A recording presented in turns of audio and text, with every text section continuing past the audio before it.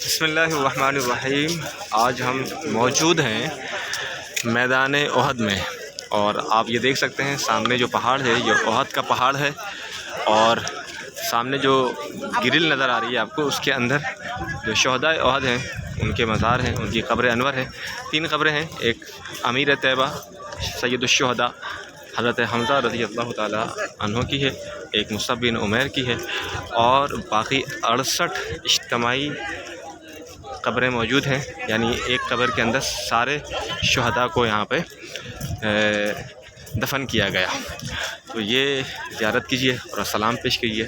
یا الہ العالمین، ہم سلام پیش کرتے ہیں اپنی جانب سے اور تمام مسلمانوں کی جانب سے شہداء احد کی بارگاہ میں۔ قبول فرمائیں۔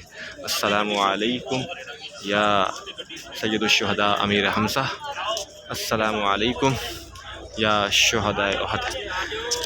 سلام پیش کرتے ہیں، لوگ دعائیں مانگتے ہیں یہاں پر، اور جو بھی اپنی مرادیں ہیں پوری ہوتی ہے یہاں پر مانگتے ہیں۔ میں آپ کو بتا دوں، یہ وہ جگہ ہے جہاں پر اسلام کی دوسری بڑی جنگ لڑی گئی بدر کے بعد۔ بدر میں مسلمانوں کو اللہ نے فتح عطا کی تھی، 70 کفار مارے گئے تھے، ابو جہل جیسا کافر سردار مارا گیا، عتبہ شیبہ مارا گیا، تو ان کا بدلہ لینے کے لیے اور اسلام کو مٹانے کے لیے یہاں پر آئے تھے، انتقام کی آگ میں جلتے ہوئے۔ اس جگہ پر جنگ ہوئی تھی، اور مسلمانوں کی تعداد ابتداً 1000 تھی، لیکن 300 منافقین نکل گئے تھے، دھوکہ دے کر چلے گئے تھے، 700 بچے، اور ان کی تعداد 3000 کے قریب تھی۔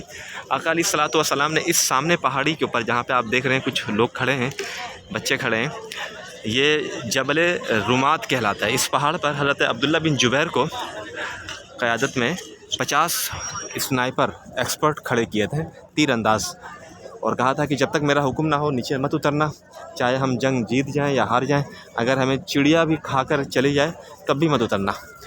ابتداً یہ ہوا کہ حضرت علی، حضرت سید الشہداء امیر حمزہ اور دیگر صحابہ کرام نے جاں بازی کے ساتھ مقابلہ کیا، اور بڑے بڑے سرماؤں کو مار دیا، واصل جہنم کیا کفار کے، اور ان کے پاؤں کھڑ گئے، بھاگنے لگے تھے وہ، اور مسلمان جیت چکے تھے تقریباً۔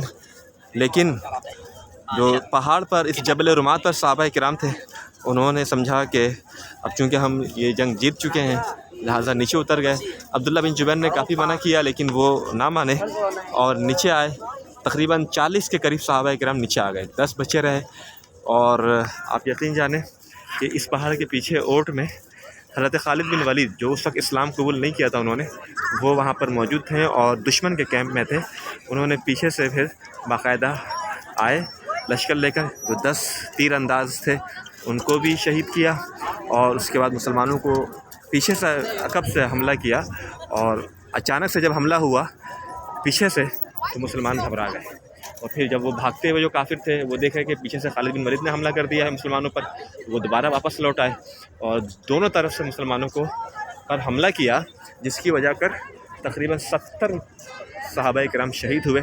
اس معرکے میں معاملہ یہ ہوا کہ آقا علیہ الصلوۃ والسلام کے دندان مبارک شہید ہوئے۔ ایک موقع ایسا بھی آیا کہ جب یہ گھمسان کی لڑائی ہوئی اور سمجھ میں نہیں آیا کیا ہوا، صحابہ کرام آگے پیچھے ہو گئے، تو حضرت طلحہ بن عبید اللہ اور حضرت سعد بن ابی وقاص، یہ 2 صحابہ کرام حضور کے پاس رہ گئے اور مقابلہ کر رہے، تیر اندازی کر رہے تھے۔